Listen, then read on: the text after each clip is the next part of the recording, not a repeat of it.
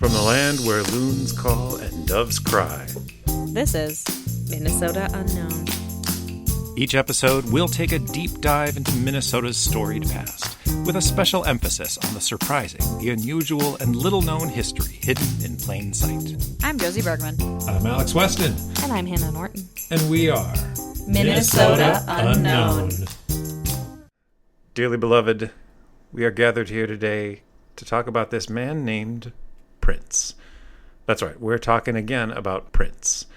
Last podcast, we talked about Prince and shared a bunch of stories that listeners sent in. Thanks again to everyone who did that. And we mentioned how it really seemed like Prince was Minnesota's cryptid, how he's just this sort of legendary, almost folkloric character. One of you mentioned that it seems like he shouldn't even have a corporeal form, that he's more of an idea than a man. That's definitely how Prince could seem from a distance. Part of it's just because he was so famous and so successful, but part of it's also because he was famously reclusive. He gave relatively few interviews, and of the interviews he gave over the course of his career, very few of them touched on anything sort of deep or personal. He was an intensely private person, and he did as much as he could to sort of build this air of mystery and mystique around him. But underneath the image, behind the trademarked name symbol, there was a human being, and we're going to do our best to try to explore who that might have been. So we're going to be talking about Prince's career, and we're going to really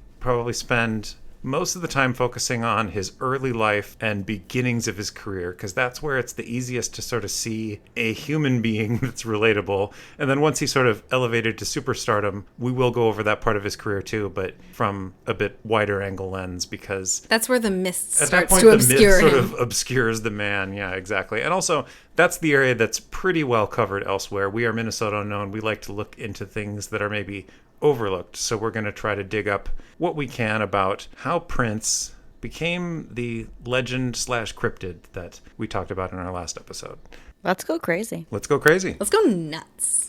So, starting at the beginning, Prince Rogers Nelson, that's the name on his birth certificate. He was born to his parents John Nelson and Maddie Shaw on June 7th, 1958 at Mount Sinai Hospital in South Minneapolis. Both of his parents were musicians. So his father, John Nelson, was a jazz pianist, and his mother, Maddie, was a jazz singer. And zooming back a little bit, both of them had been born in Minnesota, but all of Prince's grandparents had migrated from Louisiana in the early 19-teens and 1920s, right during what historians have called the Great Migration, which is a massive movement of African-American people from the South to the North. Wait, like on his mother's and father's sides? On his mother's and father's side, yeah. His paternal grandparents were both born in rural Louisiana at the tail end of Reconstruction and moved to New Orleans and married in New Orleans in 1898. This is the Nelson side of the family, and the name comes from a man named John Nelson, who was a slave owner that his grandfather was born to his enslaver as well as a Cherokee woman. But the Nelson family moved to Minneapolis in stages in the 1920s. Kind of the whole Nelson clan came, but one at a time. It started with one of them who was able to get a job as a Pullman porter on the railroads here. At the time, the Twin Cities had a very small African-American population, and part of that's because there were just very few jobs open to African-Americans. But one of the few jobs that was open were service workers on the railroad, so Pullman porters, baggage carriers. Do you want to cooks. tell us a little bit about what a Pullman porter is? A Pullman porter is the porter that worked for the Pullman cars, which were the sleeper cars, basically. Okay.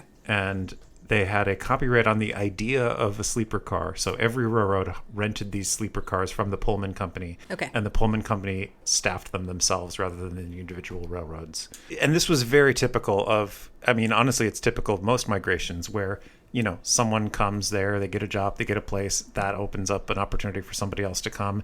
Bit by bit, the kind of family comes. But over the course of the 19-teens and 20s, the Nelsons settle in Minneapolis, where eventually his father, John Nelson, is born. His mother's family, Maddie, they had also come up from Louisiana. John, his father, got his first job as a doorman at a downtown hotel, the Andrews Hotel. And by the late 1930s, early 1940s, he's moonlighting as a pianist at strip clubs, which was one of the main places you could get gigs as a black musician at that time. He was basically self-taught. There was a piano in the lobby of the hotel where he was a doorman, and he, when no one was around, would sit around and tickle the ivories and became quite a good piano player. And he would later become known for having really his own very distinctive style of jazz. He was known for actually being pretty avant-garde and cutting edge. He was more in the realm of people like Thelonious Monk or Sun Ra than what was kind of the standard popular jazz. He was very innovative as a player. But it's worth noting that at this point, we're talking about 1940s into the 1950s, there's quite a lot of jazz happening in Minneapolis because it is the popular music, but it's an intensely segregated genre in an intensely segregated city. So there's basically 4 distinct spots in the city where you can hear jazz. There is the Near North neighborhood, in which there were clubs that had only African American clientele and only African American musicians. There was a little African American neighborhood on the south side that had clubs that were only played at and only frequented by black customers. And then there were white clubs in downtown that had only white musicians and only white customers. And then there were clubs in uptown that had only white clubs and only white musicians. It was just this unwritten law that there was no race mixing in any of these clubs. You would not have a black band playing for a white audience, or a white audience, or a white band playing for a black audience for that matter. These were just completely segregated things, and that mirrored the city itself, which was, and still is in many ways, one of the most segregated cities in the country. And part of that is because of racially restricted covenants. A lot of the property deeds on houses across Minneapolis had a thing that said this house literally cannot be sold to anyone who is not white. Was that just done by like the builders, the private sellers, or? Yeah, it was done by the realtors, it was done by the builders, it was done by sometimes the banks. So they're trying to control the quote unquote type of neighborhood. The type of neighborhood, yeah. Wow. And there were basically only 2 major neighborhoods that didn't have racially restricted covenants. And I should mention there's sort of 2 versions of the covenants. One of them said nobody who is not white can rent or purchase this. So you just can't live there, period. There were other ones that said this house cannot be sold to anyone who's not white, but they could be rented. Okay. But that's still, I mean, it's very much like drawing the lines and creating different strata of Exactly. who's who. It's segregation by design, but it's this kind of hidden segregation. Well, yeah, like technically legal segregation. Yeah. And at this time, completely legal. It wouldn't be until 1968 that the Fair Housing Act would abolish that, but it continued illegally for many years since. And a lot of these housing covenants are technically still on the books. Again, they're not enforceable because of the 1968 Fair Housing Act, but they're still there. If our Supreme Court decides to strike that down, as they seem to be on a roll, they're still on the books. It's crazy that it took so long to write that wrong. And in many ways, it's still not fully written because although the legal mechanism is gone, if you just look at Minneapolis demographically, it is still an intensely segregated city. And that's, this came to the world's attention following George Floyd's murder. A lot of what those riots were about was not just the police brutality and everything, but this long history of limited opportunities and racist practices it's a in long Minneapolis. build up to something like that. I know this is going to sound like a very naive thing to say, and it is a naive thing to say, but I do think that a lot of us tend to associate segregation and policies like that with the southern states. Mm-hmm. And it's just very clear that that's not the case. Yeah. Minnesota has always been a northern state, a quote unquote free state. Right. Even if there's this clear law that says slavery is illegal and people can feel good about that, all around you there are these ways to codify second-class citizens. And that's just housing that we're talking about, and that created these neighborhoods. But of course, the same was true, and in many ways more so, with employment opportunities. Like, companies just had policies like, we only hire white people, or we don't hire colored people, or etc. Yeah, medical Minneapolis care. In the early 20 to mid-20th century was also written about at the time by many Jewish journalists who were trying to draw attention to this. Minneapolis was frequently singled out as the most anti-Semitic city in the country. Wow.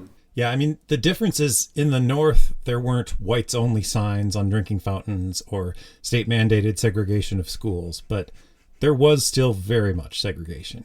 Its mechanisms were just less visible because they were in the private sphere rather than a matter of government policy. So we didn't have explicit Jim Crow laws like in the South, but the racist practices of realtors, banks, employers still created a very segregated society. Okay. And something to keep in mind is when there were jobs available, African Americans nonetheless flocked to northern cities because compared to the rural South, there were more opportunities here. But that does not mean that the North was a colorblind paradise. It was still hella racist. So I'll mention the University of Minnesota has had this ongoing project called Mapping Prejudice.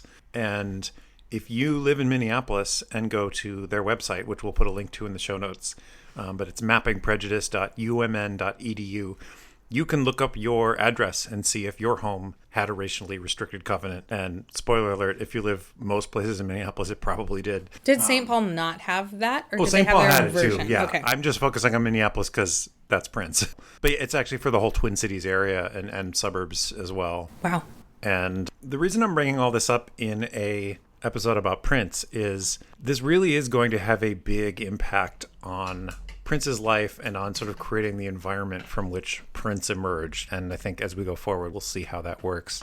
So his father, he gets one of the only jobs that a black man could get downtown, which is a doorman at a hotel. And he is playing gigs at night. And as I mentioned, there's basically only a few types of music clubs that a black musician could play at. And they only had black audiences and they were confined entirely to these black neighborhoods. But there was one type of venue where a black band could play for a white audience.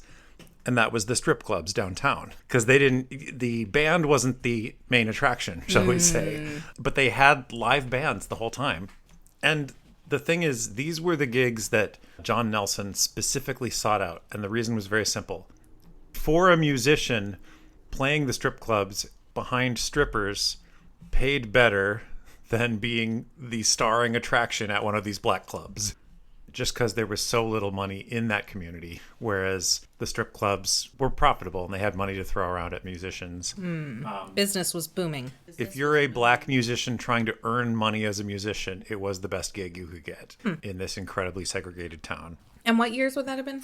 This is like 1940s, 1950s. Okay. Now, he did like to play clubs when he could. I say clubs, but really it's like little restaurants that would have a tiny stage in the back, and that would be a club, and some people would dance. Or it would be sort of community centers. Sometimes churches would host a lot of bands on every night of the week other than Sunday. So he's playing strip clubs and churches? Yeah, exactly. Nice. And it is actually at a gig in the 1950s at the Phyllis Wheatley Center, which is a community center founded for and by black women as kind of a community resource for African American women.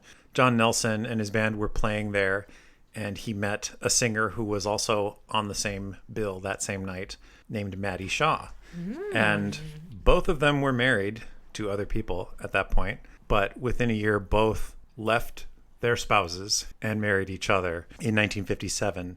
By this point, John, he's working steadily as a musician, but that is not enough to actually pay the bills.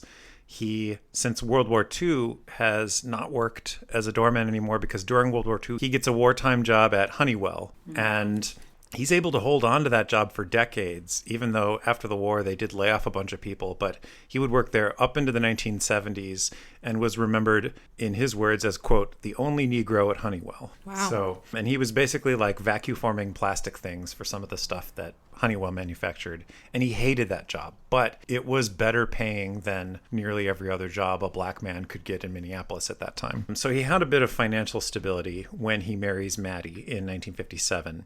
And they're able to buy, not rent, a home in South Minneapolis in one of the few South Minneapolis neighborhoods that didn't have racially restricted covenants. And this neighborhood was largely African American. It was mostly located between 38th and 48th Street and then between Nicollet and Chicago. And if you look on a map at that area today, you'll notice that 35W goes right through the middle of it. That is no accident. The first proposal for 35W was debuted in 1957, the same year that they purchased their home, and it was proposed to go through a fairly wealthy white neighborhood. And everybody who I'm lived sure there that went over well. complained. Then they had a second proposal, which was through a less affluent but still mostly white neighborhood. And then, without having another public forum, they just decided, okay, we'll go through the black neighborhood. And this is a pattern that happened in city after city, wherever interstates are going up. Well, that happened with 94, too. Yeah, it's happening with the Rondo community in St. Paul. Mm-hmm. And possibly because they knew the freeway was coming, they end up moving in 1959. But before that, Prince is born in 1958, but he'll end up having no memories of that South Minneapolis house because they move to what was called the Near North neighborhood. And this neighborhood is the biggest African-American neighborhood in the city. Can you tell me, give me a landmark of the Near North neighborhood? It's the area just northwest of downtown, straddling Plymouth Avenue. And it would basically get completely cut off from everything by the construction of 94. It's basically wedged between 94 and Olson Memorial Highway. Okay. And they bought a house on Logan Avenue just south of Plymouth Avenue. And at the time that they purchased it, they were one of only 20 black families in Minneapolis to own rather than rent their house. And at that time, the African-American population is just under 5,000. So out of around 5,000 people, 20 of them. Only 20 of them own a home. Wow. And the Nelsons are among them. So that's a testament to his Honeywell job. Mm-hmm. And in fact, a year later, they buy a second house and rent out the first house, which is, again, something that almost no other black people are able to do in the city at that time. Mm-hmm. So they're doing relatively well in that sense, but they are still living in this segregated neighborhood. Their opportunities are still limited. But again, this is all because he's the quote only Negro at Honeywell. That was a better paying job than many other ones. Better paying job. He is bringing in money from his music. He keeps thinking, I want to quit Honeywell, but the music simply doesn't pay enough to enable that to happen. So after they had Prince, which was their first child, Maddie stopped singing. It was basically decided between the two of them, and this is a very typical sort of 1950s dynamic that, okay, now that you have a kid, that's your job now. Time to calm yourself down. Calm down, busy. According to Prince, at least the few things he said, and according to some interviews with his siblings and stuff, it seemed that from that point on, Maddie really resented the fact that her husband, John, continued to play music. She thought that, okay, now, you have your job at Honeywell, obviously keep that, but now that we have a kid, we should both stop playing. But he continued to play the strip clubs at night and stuff, and was basically never around, or not around a lot. And she resented that she had sort of given up her musical dreams. So did she have any kids from her previous marriage? She did. Oh. Yeah, Prince has 6 half siblings. Dang. Some of which from previous marriages and some from future marriages. I think his half siblings, when he's real little, I think are older enough than him that they're not still living there. I think they've moved out. But now that they have a new baby, Maddie stays home and John is still working all day at Honeywell and then working all night at these music gigs, mostly strip clubs. And she really resents him for that. Do you think had it not been a strip club, she would have felt differently? I don't think that was it, honestly. I think it's just that she gave up her musical dreams and he didn't. And it also meant he's never around. So she's, for all intents and purposes, a single parent, except with income coming in from him. But he's just not there a lot. You see some of this reflected in the movie Purple Rain, which, jumping way ahead, is based on a story sketched out by Prince and is semi-autobiographical. It's definitely very fictionalized, but in that movie, the character Prince plays, which is very clearly a Prince analog, he's simply called the Kid in the movie.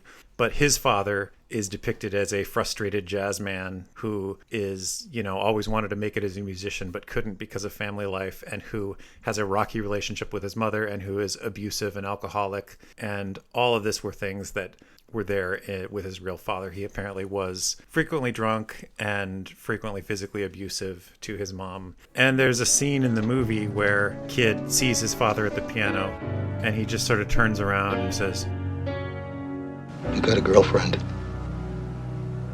"Yeah, I got a girlfriend." "You gonna get married?" "I don't know."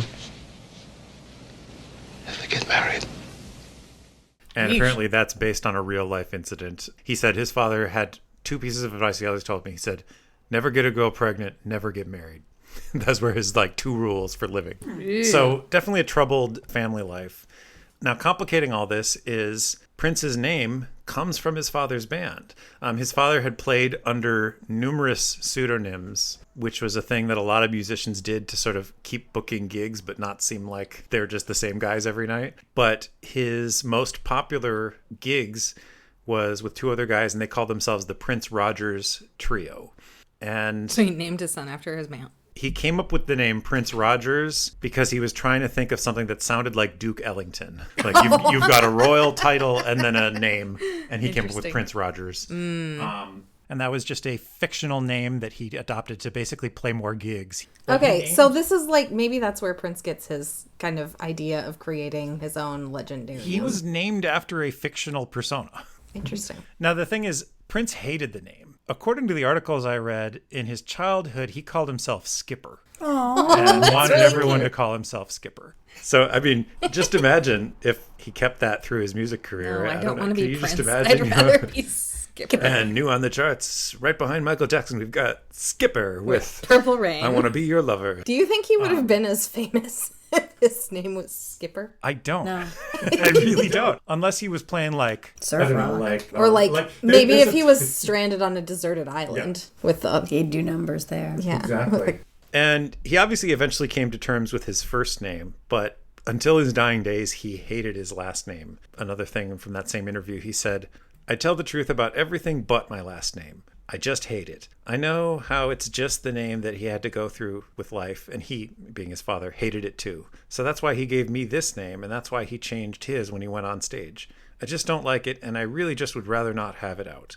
It's just a stupid name that means nothing to my ancestry, my father, or what he was about." I think that's incredibly fair, considering I think it's incredibly fair considering, again, circumstances that it came through. It's a slave owner's name. And then also Prince would spend his whole life trying not to be normal or categorizable. And nothing could be more normal than the name Nelson in Minnesota. Like, Very true. it's like being named Smith or something, except with the added thing that, it's not even your ancestors that had that name, but the people who enslaved your ancestors. It's interesting that he said his dad hated it too, though. Like, I mean, it makes sense that he would, but clearly that was a big point for him too. Yeah, and actually, I forgot the exact quote, but in another interview that his dad gave, his dad credited him having the name Nelson with why he probably was able to stay at Honeywell, in that to the bosses who are just looking at lists of names, they thought he was some Scandinavian guy. Oh, And just wow. never laid him off when they let off other black workers that were hired during war when there was just a labor shortage. So yeah, it's complicated, but that name could have possibly been a advantage that helped this family have. That would very much make sense. And back Yeah. then, I'm sure like decisions like that were made with people who were not always like on the floor with people. Like it's Oh, exactly. It's I mean, all on Honeywell was a paper. huge, and still is a huge company. Wow. So yeah. Anyway, in 1991, Prince's father told a magazine that he'd named his son Prince because, quote, "I wanted him to do everything I always wanted to do but wasn't able to." Except get married. In one of the few interviews where he did get kind of personal, Prince thought that his father blamed Maddie for, quote, helping ruin his life. And then he says, "My first breath represented the end of the fabulous Prince Rogers." Oh, okay. Yeah. There's some deep deep waters there, resentment yeah. going on in this family. Apparently, his mother was very resentful of John continuing to play music. And again, there's abuse, and he's frequently drunk. And his father also apparently had severe anger issues. Probably goes hand in hand with the other two things. They have a very complicated family dynamic. I think that's fair. So there's a growing gulf between his mother and father. But while his father was still around, he did give Prince his first music lessons at the piano. And according to Prince, he was like, he compared it to being in the army. And his father was like a drill sergeant. Oh, wow. And would basically just keep yelling and threatening until he got it right. This man, who himself was self-taught, but wanted his son to be excellent if he's going to do it, and also never let him touch the piano when he wasn't there. So yeah, complicated childhood, but at least from a very young age, Prince is getting some piano lessons. It kind of surprises me that Prince grew up to love music that much, if that was like his first experience with it. Yeah, well, it does seem like that was one of the few points of contact he had with his father. So as messed up as it might be and as unpleasant it could be, it was also That's something where he you're was getting the desperate interaction. for. It was, yeah, because otherwise his father was just gone. But I said while he was still around. When Prince was 7, John left the home and moved into a one-bedroom apartment on the near north side. And he was now basically estranged from both his previous family and this family. Yikes. And a couple years later, they formally divorced when Prince was 10. Reflecting on his father in one of the few sort of in-depth interviews he ever gave in 1981, talking about his father, he said, "The reason he's good, he can't stand any music other than his. He doesn't listen to anybody. And he's really strange. He told me one time that he has dreams where he'd see a keyboard in front of his eyes and he'd see his hands on the keyboard and he'd hear a melody. And he can get up and it can be like 4:30 a.m. and he can walk right downstairs to this piano and play the melody. And to me that's amazing because there's no work involved really. He's just given a gift in each song. His music, one day I'll hope you'll get to hear it. It sounds like nothing I've heard."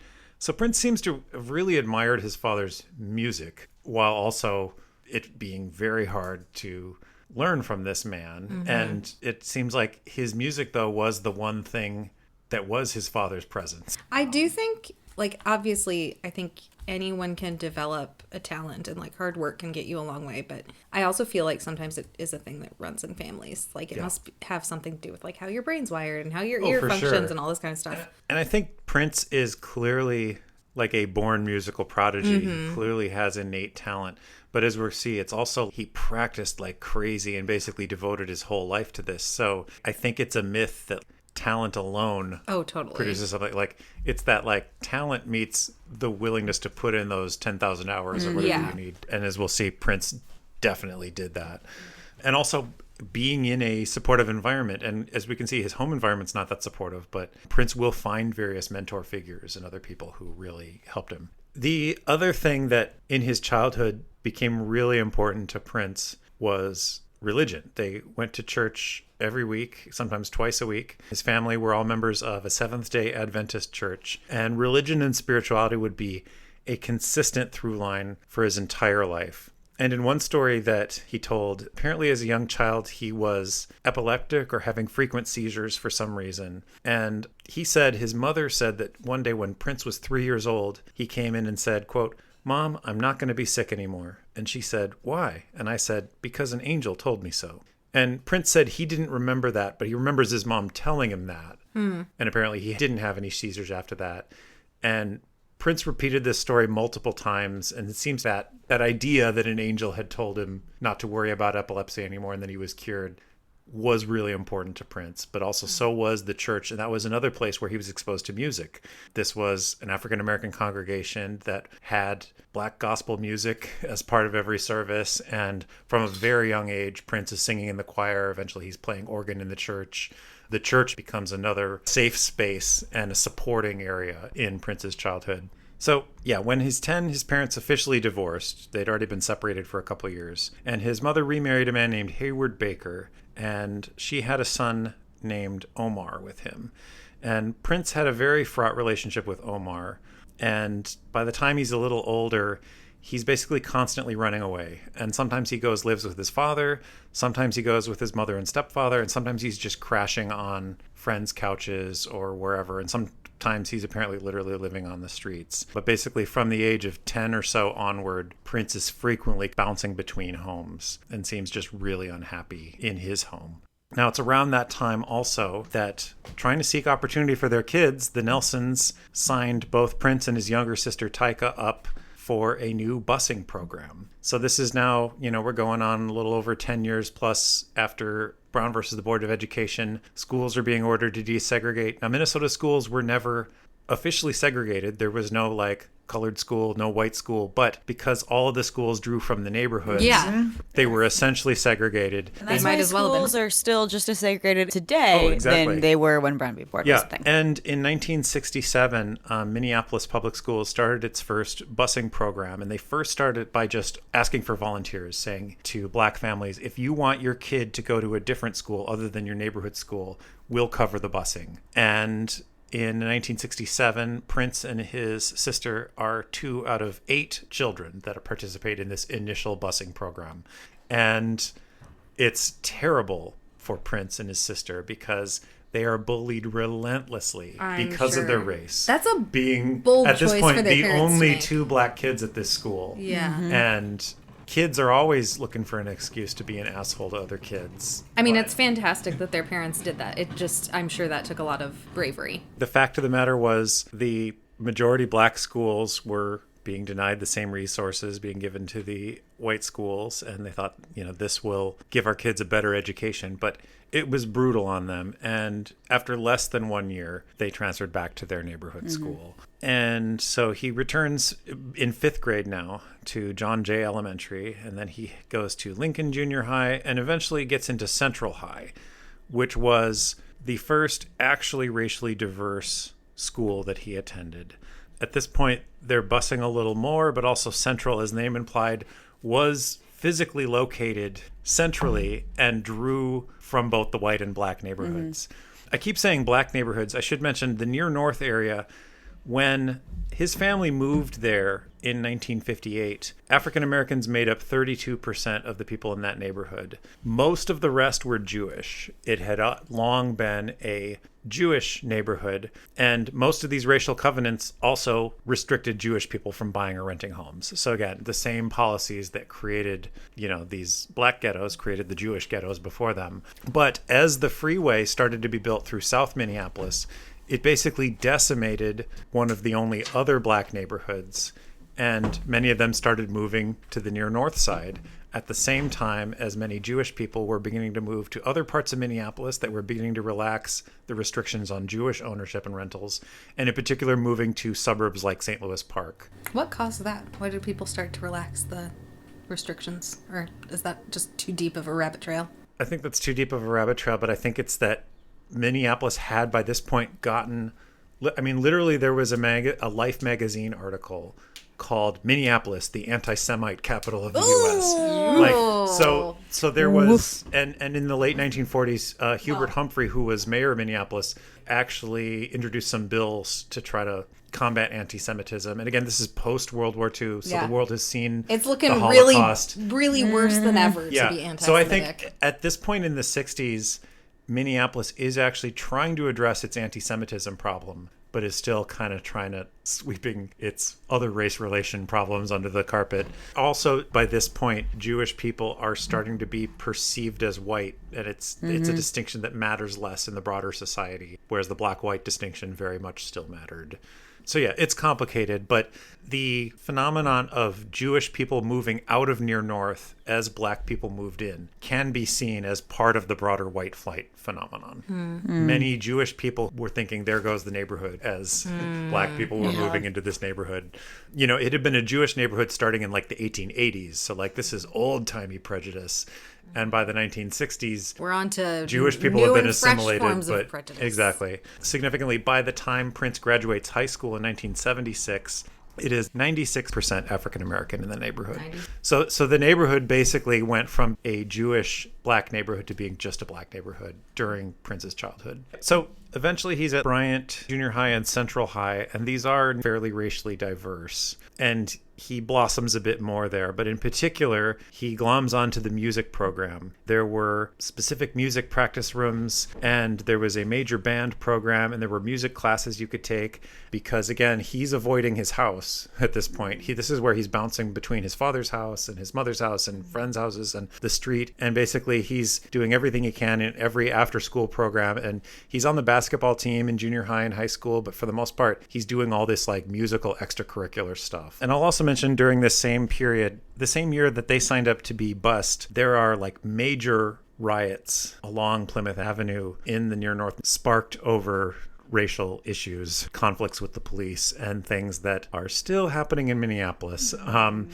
This would have been part of the background noise of Prince's childhood, is not just racial tensions, not just his classmates bullying him because of his race, but like literally half of his neighborhood on fire because of riots that burst out, like actual conflict. And one of the things that comes out of that, in 1967, a bunch of different organizations band together and open a community center on Plymouth Avenue called The Way that has musical practice space and a bunch of instruments. So Prince starts spending a lot of time at The Way, as do so many other kids from his neighborhood. Was it like a community outreach kind of It's thing? Like a community outreach center. Okay. It was a keep kids off the street kind of place. Okay, sure. But in there were, basketball courts. There were places where you could play table tennis and foosball and stuff, but there was also a stage and there was a musical practice room and there were instruments and there were amps and there were pianos, and it's honestly they would really host concerts. It's really a smart way to kind of address some of the things that are going on. It really is. I feel like the music thing, I mean, it's a way of like developing a little bit of team spirit kind of outside of the school setting. Well, and giving kids an outlet to something that's still perceived as cool. Yeah. Right? Like, oh yeah, we're making music, or we're playing basketball, or other cool things that kids might do. I wouldn't know. I was never a kid. I wouldn't know. I was never cool. When he's at Bryant Junior High School, he starts showing up for school 2 hours early each day to jam on the instruments in the music rooms. And then he stays later for different things. And when he's not at school, the way was open until 11 p.m. every day. By all accounts, he just hated it at home, and basically he finds an escape in music.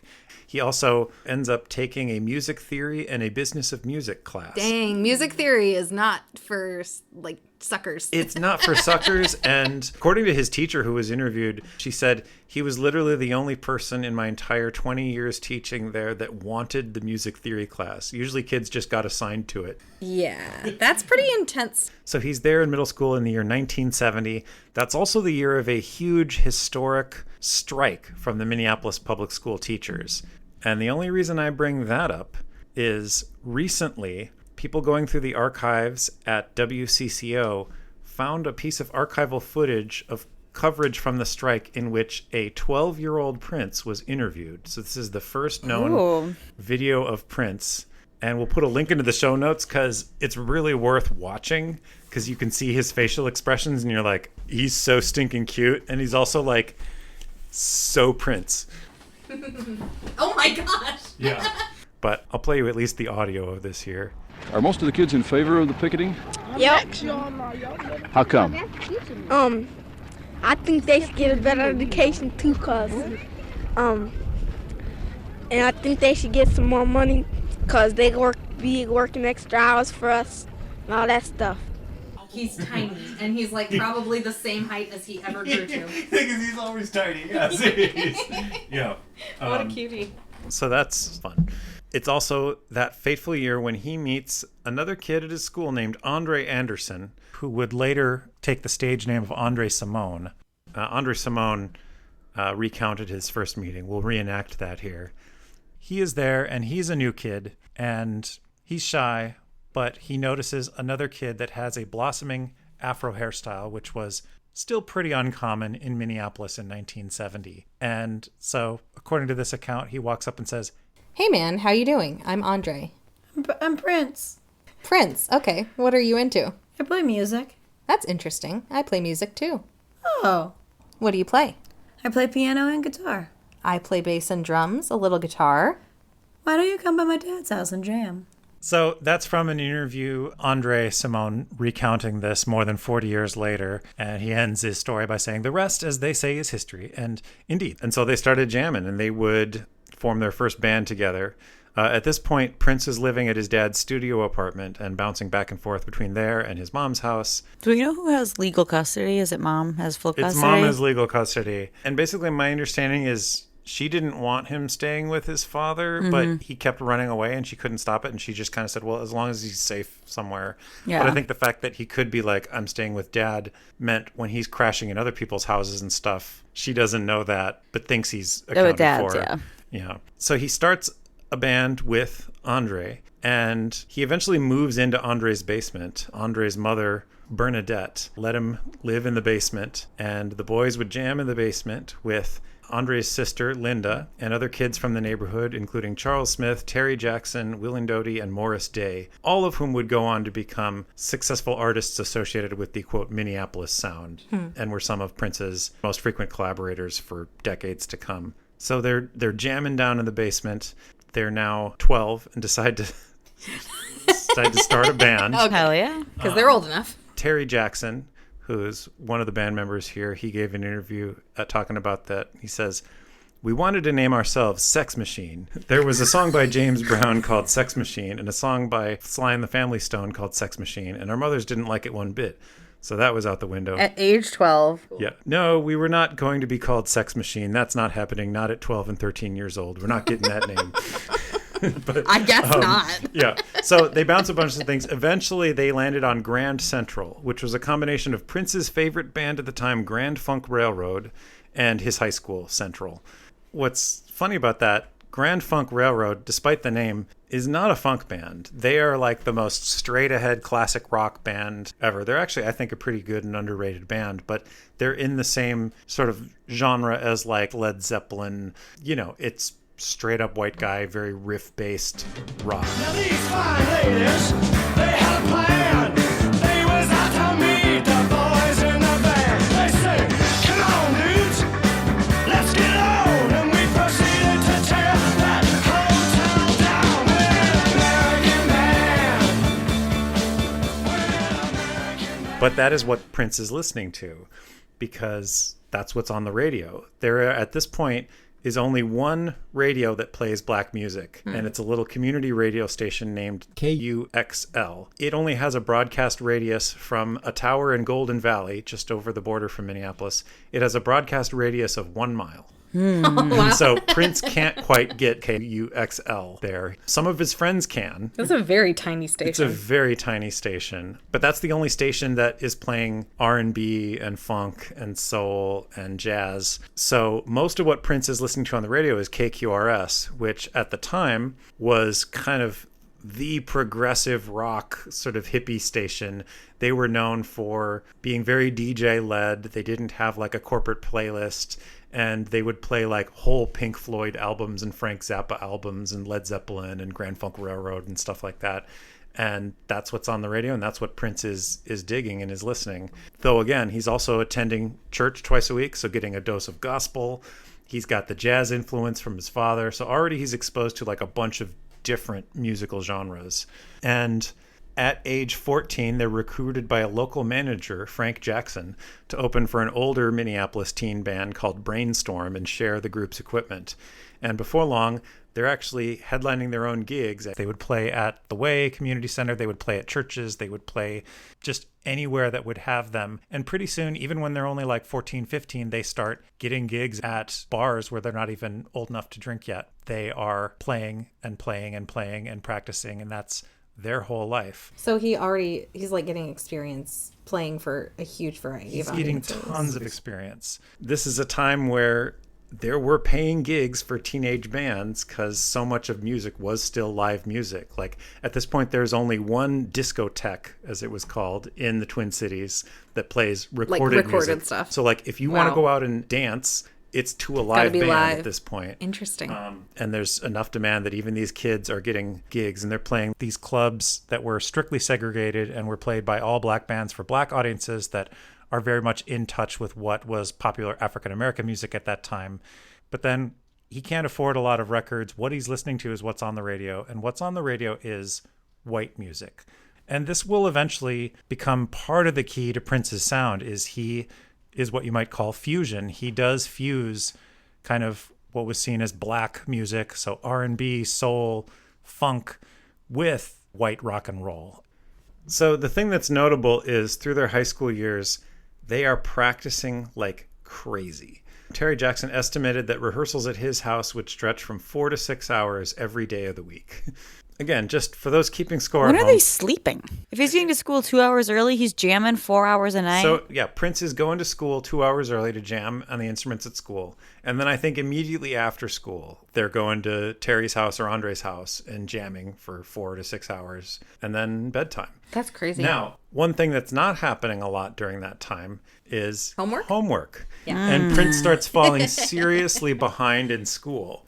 And his teachers basically call him to the principal's office and the guidance counselors, and then they have like a meeting saying like, you're in danger of flunking out of high school. And he's a sophomore at this point. And he tackles it in the most Prince way ever, which is he asks them, well, what do I need to do to graduate high school? And they say, well, you need to complete all these credits. And he said, if I complete it ahead, can I graduate early? And they're like, just do what you need to. But they laid out a program for him. And basically over the next year, he completes all of his high school credits. And so he only went to high school for 2.5 years. He graduated fall of his junior year. Oh my gosh.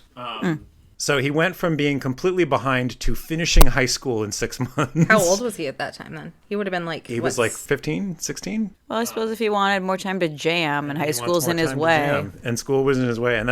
And he said, I don't remember a single thing I learned in high school except for the music theory class because none of it's ever relevant to me. He said, I got it done as fast as I could to get it out of the way so I could get back to music. That's all he cared about. He like crammed for a test, but he crammed for his entire last 2 years of high school. Yeah. Now, what did this early band sound like? Unfortunately, we don't know because no recordings have ever been released, although they do exist. Prince has in his Prince vault, or now the Prince estate, many tapes that they made in this early years, but they've never been released. Andre said, we did a lot of rock and roll like Grand Funk Railroad and Chicago. We did some funk, Ohio Players. We did some Jimi Hendrix. And I think that had a lot to do with our music and what they call the Minneapolis sound. Growing up in Minneapolis, the radio was amazing because at that time they played really good rock. They didn't play R&B at all. You could hardly get that, but they played amazing rock and roll. But we knew the R&B because we were from the black neighborhood. At the time we were broke, so it wasn't like we could run out and get records as well. So when you heard it, you'd literally record it off the radio. Different reality. So they were like pirating music off of the radio. That's really cool. Which is what we all used to do. Yeah. Did you actually used to do that? Oh yeah. No, you would have a tape recorder and you'd tape stuff off the radio. Didn't know this. I know about it. I never did it. I was ripping YouTube to MP3. That's my yes. Now, a crazy thing that they didn't discover until years later is Andre's dad, they knew he'd also been a musician. What they didn't know is he'd been a member of the Prince Rogers trio. So their dads had played together. Oh, and they didn't even know that until well into their adulthood. Wow. It's like a dynasty. Exactly. But it shows how sort of tight-knit these communities are. So he graduates in just 2.5 years at age 16. In a 1981 interview, he said, once I got out of high school, it was interesting for a while because I didn't have any money. I didn't have any school, and I didn't have any dependents. I didn't have any kids or girlfriends or anything.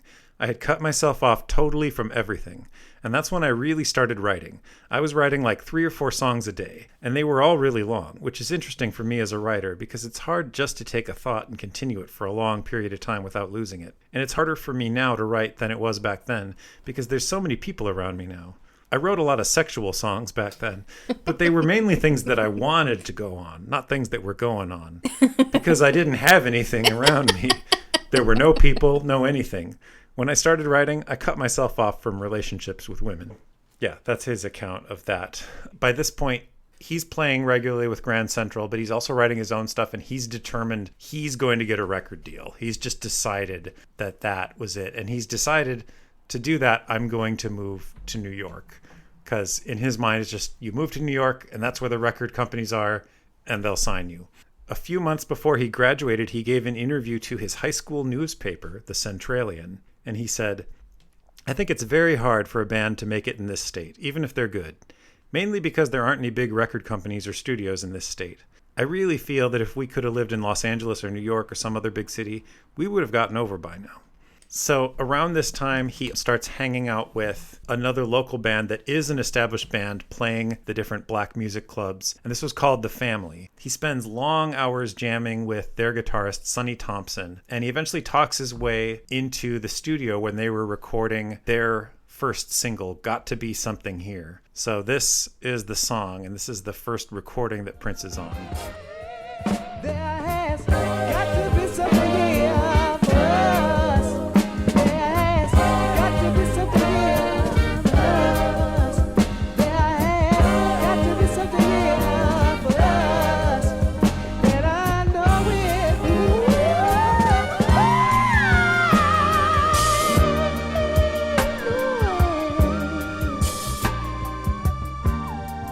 Apparently Prince is in there somewhere as both guitar and backup vocal. And he's actually paid a decent wage for that. And in the spring of 1976, he takes some of that money from working as a session musician to go with Andre and Morris Day to record a demo tape that they wanted to land Grand Central a record deal. And this is how the music business worked back then, is you had to sort of beg and cajole and raise money until someone who owned the equipment you needed to record, that was kind of the first gatekeeper. You know, this is a completely analog era.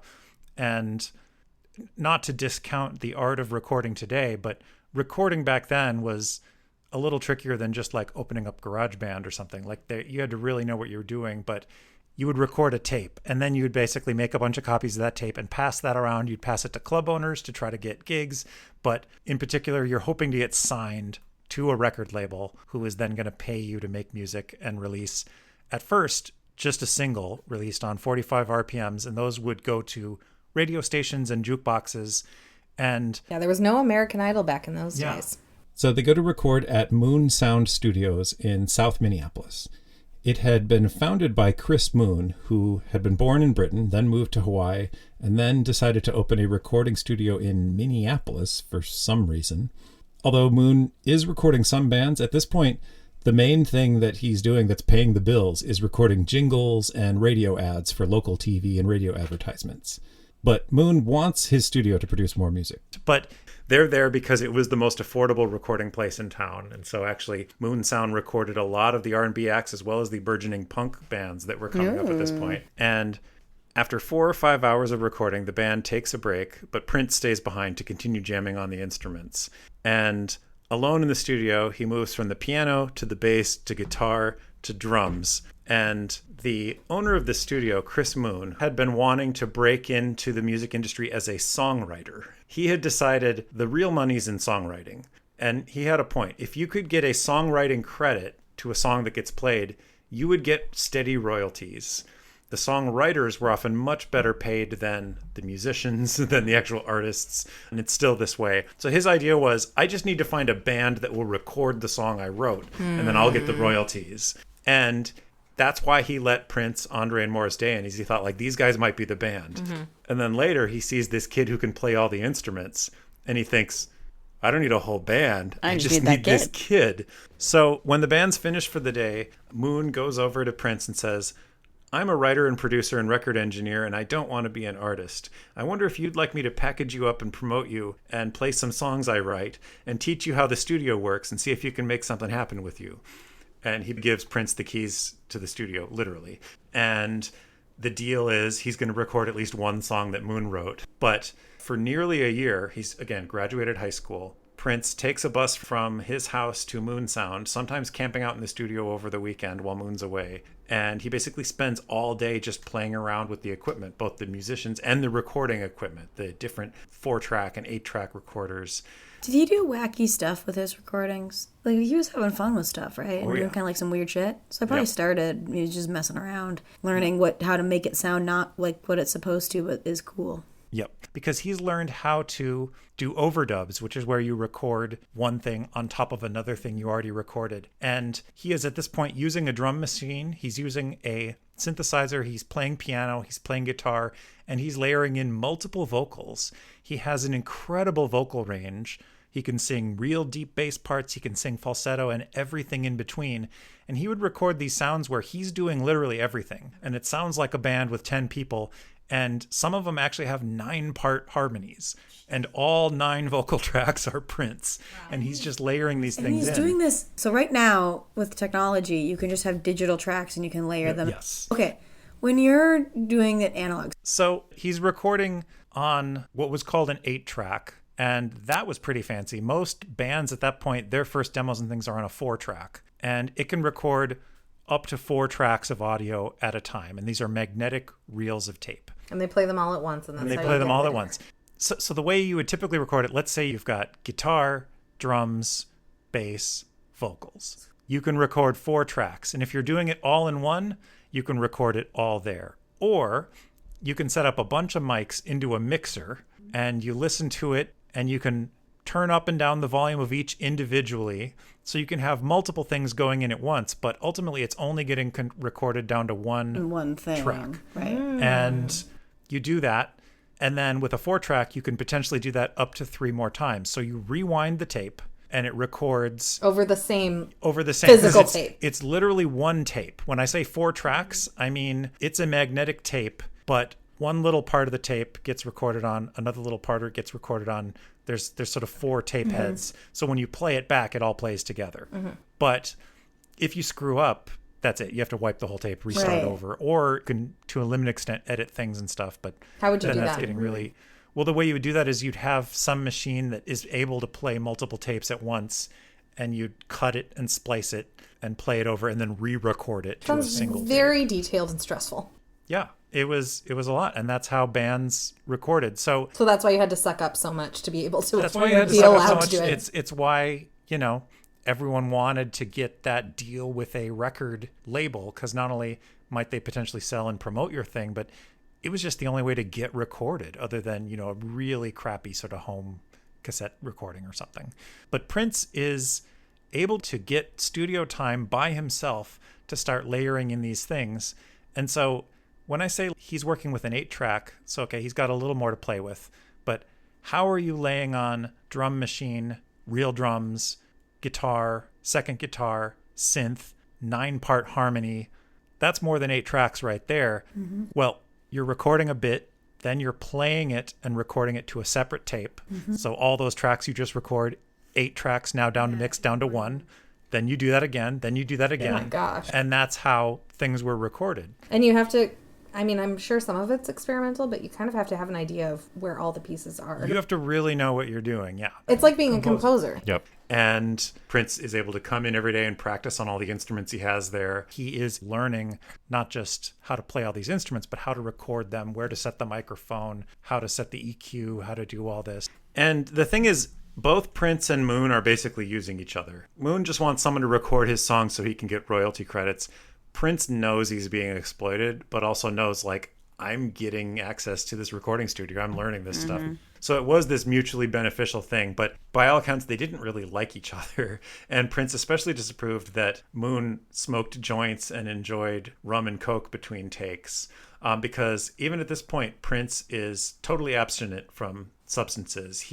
His entire life looked down upon drugs and alcohol. Do you think that had to do with his dad at all? I think that had to do with his dad. He also says that his half-brother Omar, that he didn't get along with, was kind of a pothead, and that really turned him off. And, just based on the neighborhood he's in and the time, late 60s, early 70s, and the fact that he's in the music scene, Prince is surrounded by people doing drugs. Yeah. And early on decided that's not for me and would be firm about that. But yeah, no, he did not drink, he did not smoke, he did not do any sort of drugs, which again, very unusual for a musician in the 70s. Mm-hmm. But he's working on songs, and eventually Moon gives him the lyrics to the song that he says, okay, I think we're ready to record our song. And those lyrics were to a song called Soft and Wet. Mm. And so Moon is the credited songwriter, but he only wrote the lyrics. The music itself was all Prince, including all the arrangements and all 27 instruments featured on this. So I'll just play a tiny little thing.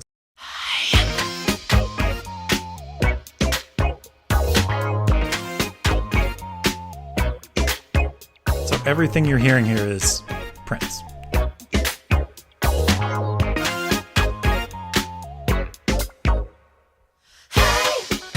The timing is so crisp. He's doing 9-part backup vocals. You have to be genius level. Yeah.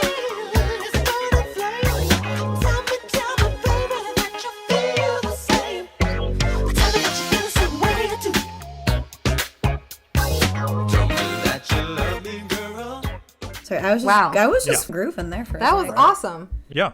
And I know that isn't really a hot take on Prince's music, but when you think about the way that it was done, it makes it just crazy. Yep. It's still the timing of it that really gets me, that I'm like, you just had to be so on the money with every single thing. And I don't know how you do it. So Moon now has this tape, and he says, okay, now I'm going to get a record company to release this.